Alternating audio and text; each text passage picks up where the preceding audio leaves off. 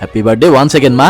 আচলতে এইটো ভিডিঅ' দুদিন আগৰ, সেইদিনাখন আমাৰ মাৰ বাৰ্থডে আছিলে আৰু শুভ দিন তাৰ শুভ আৰম্ভণি আমি সদায় মহাদেৱৰ ওচৰ কৰোঁ। ৰাতিপুৱাতে মা মই আৰু পোৱালি দৌল পালোহি। সঁচাকে মহাদেৱৰ হাতখন আমাৰ ওপৰত সদায় আছে। যিমান যি বিপদ হলেও জাষ্ট বাবাক এবাৰ মনৰ পৰা কোৱাৰ লগে লগে চব চল্ভ হৈ যায়। চাকি এগছ পিছে ময়ো জ্বলালো। মহাদেৱ সদায় মাজনীক ভালে ৰাখিবা দেই। এইবাৰ পিছে মাৰ ষ্ট্ৰিক অৰ্ডাৰ, কোনো পাৰ্টি চাৰ্টি নহ'ব। বাৰু সেইবোৰ বাদ দিয়ক, বাৰ্থডে বুলি গিফ্ট এটাটো দিব লাগিব।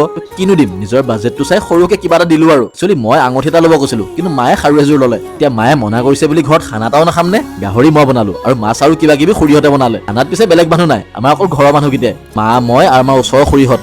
সেইদিনাখন পিছে গাহৰি মই নতুন ৰেচিপি এটা বনাইছিলো। ভিডিঅ'টো কাইলে মানে দি আছো ৰ'ব। আৰু আজি আমাৰ ঘৰৰ বাৰান্দাখনে ডাইনিং হৈ পৰিলে। চব তলতে বহি খাইছো। এতিয়া কেক এটা নাকাটিলে বাৰ্থডেটো জানো আধৰুৱা নিচিনা নালাগে। ওচৰৰ ভাইটি এটা মানে অভিনাশে ধুনীয়া কেক এটাও আনি দিছিলে। এতিয়া তাজক ইয়াত দেখাৰ লগে লগে বাকীকেইটাই মোক ক'ব যে আমাক নামাতিলি বুলি। মই না মতা ভাইহঁত, সি নিজে আহিছিলে। পিছে ঘৰতে কেতিয়াবা এনেকে সৰু সুৰাকে চেলিব্ৰেট কৰিও ভাল লাগে। ঘৰৰ মানুহখিনিও খুচ, লগতে ময়ো খুচ। আকৌ এবাৰ জন্মদিনৰ 11মান শুভেচ্ছা। বাকী 15 আগষ্টত তুমজাং পিক মনত আছে নহয়?